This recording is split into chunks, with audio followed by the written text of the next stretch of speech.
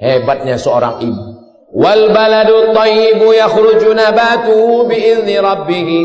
Tanah yang bagus menumbuhkan bunga yang cantik, mekar, harum semerbak. Walladzi khabutha la yakhruju illa nakida.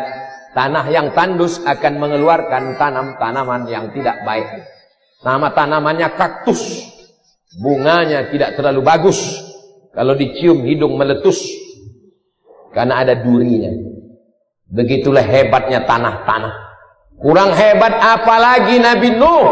Tapi lahir anak Kan'an. Gara-gara apa? Gara-gara perempuan yang durhaka melahirkan anak yang kurang ajar. Bapak sibuk mencari nafkah. Siapa yang mengajari baca Quran? Siapa yang mengajari anak sholat? Siapa yang mengajari wudhu? Tata krama sopan santun budi bahasa. Mengajarkan pakai sarung, pakai peci, ngaji. Ibu adalah cerminan. Kalau kita ketemu di pinggir jalan ada anak-anak 5 tahun. Rambutnya pirang. Antingnya 13. Rambutnya 3 warna, merah, kuning, kelabu. Ditepang ke atas seperti sarang tawon. Itu pasti ada guru di rumah. Al-madrasatul ula. Ibu adalah sekolah yang pertama. Sebelum Abdul Somad TK, sebelum SD, sebelum SMP, sebelum SMA, sebelum S1, sebelum S2, sebelum S3, sebelum profesor. Pendidikan Abdul Somad yang pertama adalah ibu.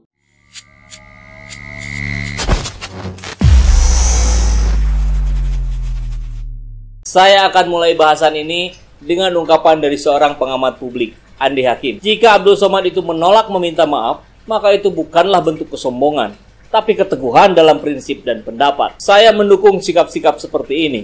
Seseorang harus mempunyai keberanian dalam menjaga pendapatnya. Dulu ada Galileo yang membalik pendapat Paus dan gereja tentang bumi pusat. Kita memiliki Muhammad Hatta, satu dari pendiri bangsa. Ketika diasingkan ke Tanah Merah, Hatta mencari tambahan uang dengan menulis dan menjual minyak kelapa hasil pembagian tahanan yang dihematnya baik-baik. Ketika diminta menarik tulisannya di Sintitpo tentang komunisme Soviet yang mesti runtuh, Hatta bergeming. Beberapa kawan dari kelompok naturalis, Islam dan nasionalis pergi menghindari massa yang marah. Di depan ratusan interniran PKI yang membawa tongkat kayu, ia berkata, "Ditarik atau tidak ditarik, komunis Soviet mesti runtuh."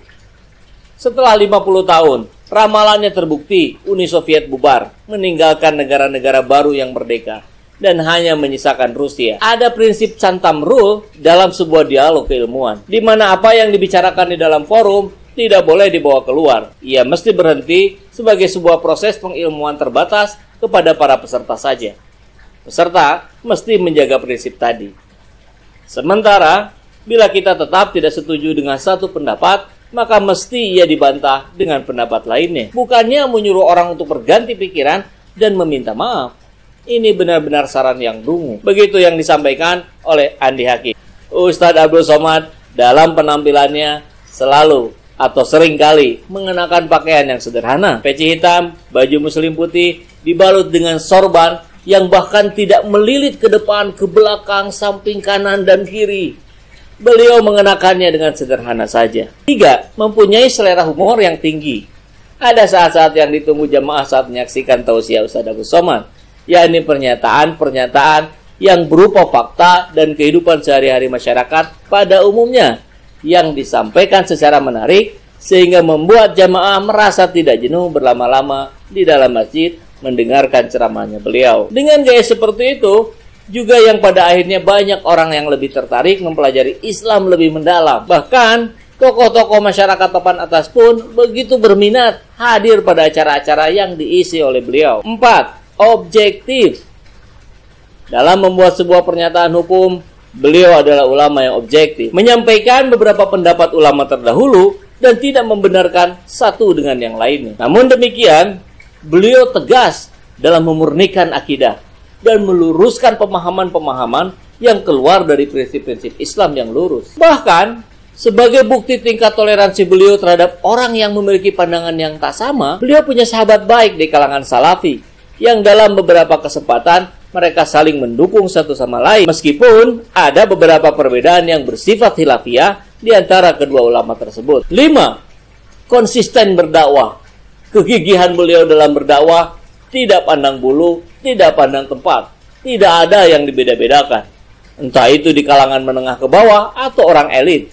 Entah dalam forum yang dihadiri ribuan jamaah ataupun tongkrongan anak muda. Entah itu diliput stasiun televisi ataupun tidak. Beliau senantiasa bersedia menghadiri undangan tersebut. Semoga kita semua dapat menjadi umat yang mencintai, membela, dan meneladani akhlak para ulama-ulama fillah yang diantaranya adalah Ustadz Abdul Somad. Kita bisa lihat seperti Ramadan yang lalu. Stasiun-stasiun televisi ramai-ramai berburu tanda tangan Ustadz Abdul Somad untuk mengisi acara mereka di waktu jelang berbuka dan sahur. Tapi beliau nggak tergoda bayaran besar. Satu-satunya stasiun TV yang beruntung itu kan TV One ya, yang berhasil meluluhkan hati UAS. Di TV One, UAS tampil membawakan tausiah 5 menit jelang buka puasa setiap hari. Terus, tempo hari memang jadi banyak yang nanya, kenapa Ustadz Abdul Somad hanya mau berceramah di TV One? Ternyata benar. Bukan karena bayaran alasan Ustadz Abdul Somad memilih tampil di TV One dibandingkan di TV lain. Faiz, produser TV One, menyebut UAS memilih TV-nya karena mudaratnya lebih sedikit dibandingkan TV lain. Beliau merasa percuma jika mengisi tausiah di televisi yang cuma 1 jam, tetapi 23 jam selebihnya stasiun televisi tersebut menayangkan program yang banyak mudaratnya. Lagi-lagi, prinsip UAS ini patut kita contoh. Meski mungkin dalam konteks yang lain ya. UAS punya idealisme, di mana tausiah yang dibawakan bukan sekedar untuk mencari sesuap nasi, mengganjal durasi, pemantas saat Ramadan, atau pengocok perut penonton di studio maupun di rumah. Ceramah Ustadz Abdul Somad yang mengulas berbagai macam persoalan agama, termasuk membahas mengenai masalah-masalah kebangsaan, nasionalisme, dan berbagai masalah yang sedang menjadi pembahasan hangat di kalangan masyarakat. Ini juga kelebihan Ustadz Abdul Somad, keluasan ilmunya. Tiap ditanya berbagai hal, beliau bisa menguraikan jawaban dengan mengutip pendapat dan fatwa berbagai imam atau mazhab dan sumber berbagai kitab. Beliau membuka wawasan umat dan memberikan jawaban yang mencerahkan. Soal poligami, wiridan setelah sholat, celana cingkrang, janggut, imam menghadap makmum setelah sholat, membaca salawat, dan sangat banyak lagi pertanyaan-pertanyaan lainnya yang bisa beliau jawab dengan lugas. Meski demikian, dalam hal-hal tertentu yang sifatnya prinsip, Ustadz Abdul Somad adalah dai yang tegas. Misalnya soal waris, pacaran, hukum pernikahan orang yang kecelakaan, ataupun hukum orang kafir yang berkunjung ke masjid. Dengan luasnya cakupan keilmuan dalam bidang agama dan sejarah Nusantara, Ustadz Abdul Somad menjadi salah satu dai yang termasyhur di Indonesia, bahkan sampai ke luar negeri. Nah, sekarang bagaimana posisi dakwahnya di tengah kondisi masyarakat yang seperti sekarang ini? Dalam konteks terkini, dunia maya memang berpengaruh sangat kuat dalam proses membentuk opini masyarakat. Sekedar contoh, ajang Pilpres kemarin misalnya menyisakan friksi yang dapat mengancam wacana persatuan bangsa Indonesia. Pada akhirnya muncul para pengejek di media sosial yang ingin membungkam suara para dai, termasuk Ustadz Abdul Somad juga sempat merasakan efek dari media sosial ini. Misalnya pada awal Februari tahun lalu, akun Instagram beliau sempat diblokir pihak-pihak tertentu yang melaporkannya. Meskipun pada sore harinya akun tersebut kembali pulih. Tapi ini hanya satu riak di antara gelombang yang pernah beliau lalui. 2017 lalu, saat akan ceramah di Bali, Ustadz Abdul Somad pun diintimidasi kelompok-kelompok tertentu yang mengaku pembela nasionalisme. Sebelumnya, beliau pun sempat dicegah masuk ke Hong Kong, meskipun tujuannya nggak lebih dari menghadiri undangan dakwah. Demikianlah resiko berdakwah di tengah riuhnya perpecahan masyarakat, baik yang tercermin di media sosial maupun di dunia nyata. Tapi bagaimanapun, Ustadz Abdul Somad dengan tegas meneguhkan prinsip dan membuktikan Islam rahmatan lil alamin.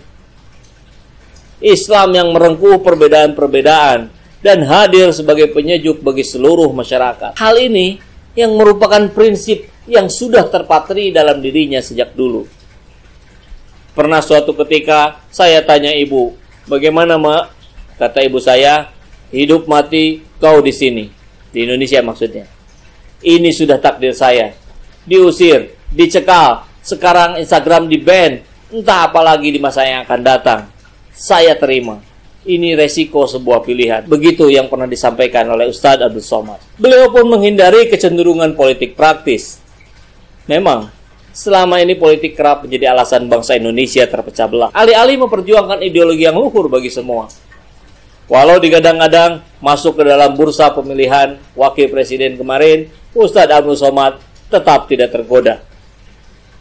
Baginya, dakwah adalah ajang untuk menyambung simpul-simpul pemersatu bangsa Indonesia, termasuk umat Islam. Saya berdakwah tidak ada kepentingan, murni amar ma'ruf nahi mungkar.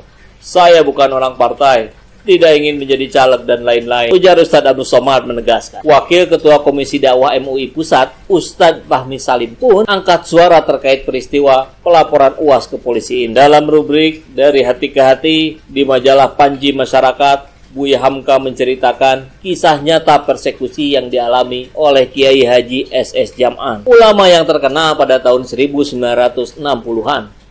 Saat memberikan pengajian di rumah warga masyarakat, Kiai Haji SS Jam'an menjelaskan tafsir firman Allah ayat 4, 5 surat Al-Kahfi tentang makna tauhid yang murni dan menyesatkan paham Trinitas.